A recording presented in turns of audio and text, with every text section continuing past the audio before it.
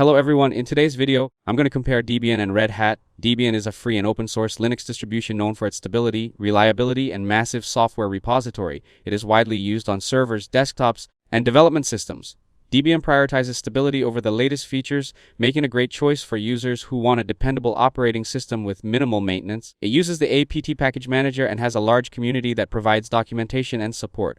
Red Hat Enterprise Linux is a commercial Linux distribution designed for businesses and enterprise environments. It focuses on security, long-term support certifications, and professional assistance. Red Hat is commonly used in corporate servers, cloud infrastructure, and mission-critical systems where reliability and official vendor support are essential. It uses RPM packages and the DNF package manager and comes with enterprise-grade tools and services. Overall, if you're a home user, student, developer, or small business owner, Debian is usually the better choice because it is free, stable, lightweight, and backed by a large community. If you're managing enterprise servers or need official support, security certifications, and long-term commercial assistance, Red Hat Enterprise Linux is the better option.